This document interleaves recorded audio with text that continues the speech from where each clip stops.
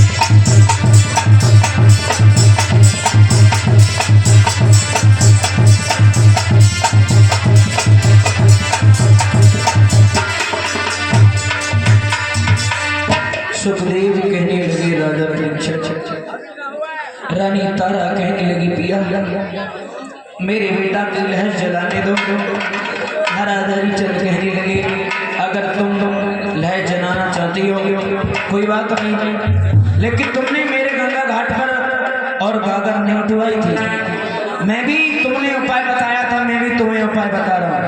ऐसा करो जो तुम्हारे शरीर पे साड़ी है ना, इस साड़ी के 3 भाग करो और एक भाग टका के रूप में मुझे दो और एक अपने बेटा के ऊपर कफन के रूप में डाल दो और एक भाग जो है उसे अपने शरीर से लपटे लीजिए। बोली गोविंद भगवान की जय। और कुछ दान दिया है 10 रुपये प्रदीप कुमार पुत्र मनवी सारे गए थे।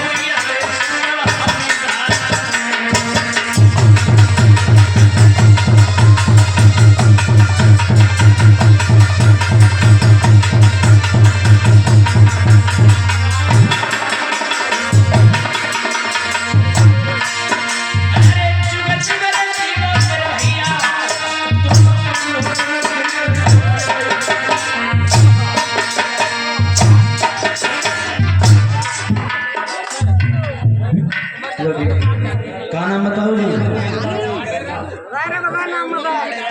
और ये 50 रुपये श्रीमान सुरेंद्र भैया 108 एम्बुलेंस की तरफ से 50 रुपये दे रहे हैं हमारे लिए, फिर से जो छा मांग रहे हैं। भैया हमारे ढोरे तो नमकीन है, चूरन बिकवाओ जंजीरा बिकवा, हम सौदा बेच देते हैं, नहीं कभी तो कोई सुरेंद्र है।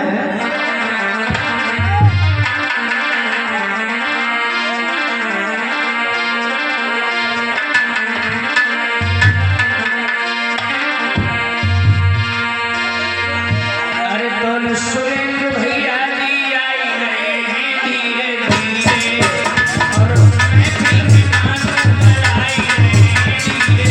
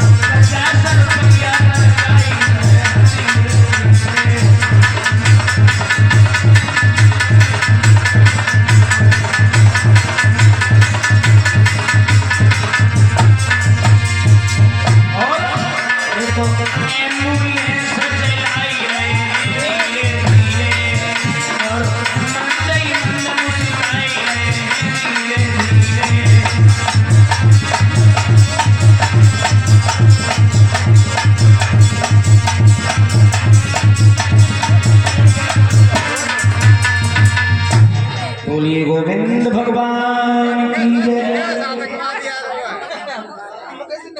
चलते हैं कथा प्रसंग की ओर। इधर मेरे भैया और जब उन्होंने साड़ी को दे दिया तब मेरे भैया आदि अपने शरीर पर रखने लिया, तुम्हें उस बेटा में आग लगाई और जब आग लगाई है तब रानी तारा बेहोश हो करके एक सती का मंदिर था, उस मंदिर के पास में आके गिर गई। तब कपटी विश्वामित्र ने क्या किया, जाकर के और मेरे भैया गांव से उस काशी से कुछ लड़काओं को चुरा लिया और चुरा करके उन्हें काट काट करके और तारा के मुंह से लपटे दिया और सामने डाल दिया। आवाज लगा दी, काशी के वासियों, काशी में कोई डाहिन आई है और बच्चों को खा जा रही है। जब इतनी बात कालू नाम के महंतर ने सुनी है तो हरिचंद से कहा है, हरिचंद जाओ, एक डाहिन आ गई है, उसको जाकर के देखो। महाराज हरिचंद सत्यवादी राजा अपनी पत्नी को मारने को तैयार हो गए। इधर ब्रह्मा जी और वशिष्ठ जी, विश्वामित्र सभी लोग घबराने लगे, ये क्या हुआ, गजब हो गया।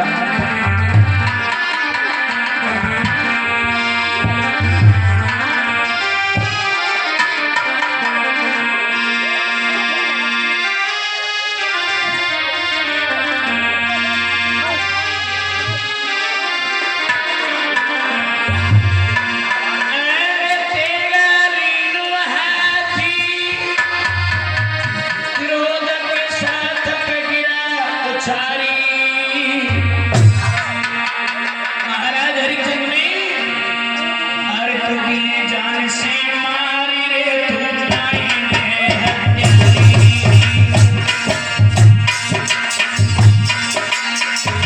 हरिचंद तलवार को ले लिया।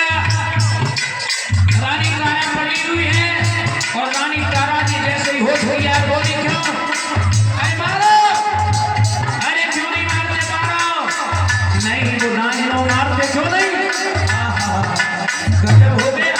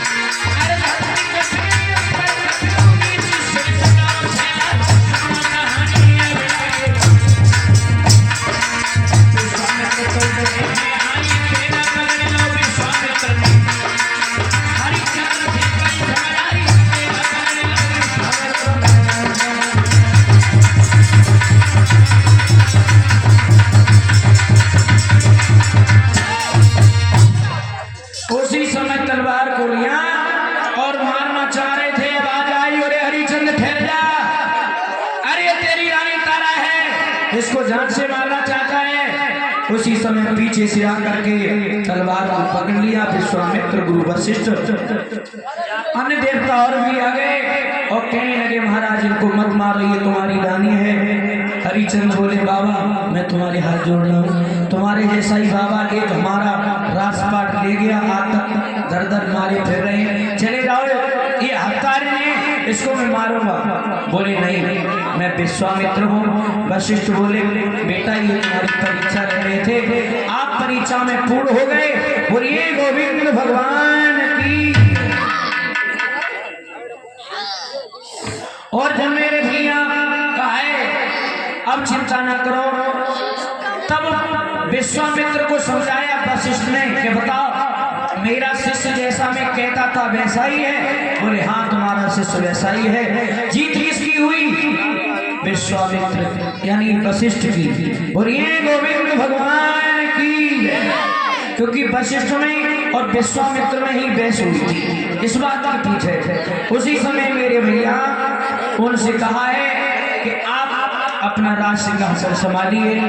महाराज हरिश्चंद्र कहने लगे राज सिंहासन कौन संभालेगा, छोटा सा बेटा था वो ही संसार छोड़ के चला गया। तब विश्वामित्र बोले अपने बेटा को आवाज लगाओ। उसी समय रोहिदास को आवाज लगाई है और रोहिदास हंसता हुआ माँ कहता हुआ उनके पास में चला आया। तीनों वही जगह पर मिल गए हैं। बोली गोविंद भगवान की जय। और तीनों जब मिल गए हैं उसके बाद अपने पहुंच गए हैं अवध में। और पहुंचने के बाद मेरे भैया महाराज रोहित के लिए वहां का राजपाट दे करके और वो वन को चले जाते हैं।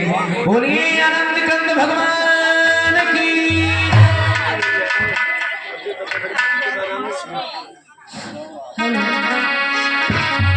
बोलिए गोविंद भगवान। देखिए भैया जो कथा है ना, कथा अथा है, कथाओं का कोई और छोर नहीं है। लेकिन क्या हो सब चीज जरूरी है। जो समझदार हो 11 तो बज गए, तुम जान धोने को बहुत सुस्ती आ रही है। और बुआ तो हमारी केवल बातना में लगी पड़ी है। कैसे कोई भजन ना गाओ क्या नाचे। तो सभी भक्त ताली के साथ में बोलेंगे दिलों में बोले गयो सामरिया उनके गाने का मरिया।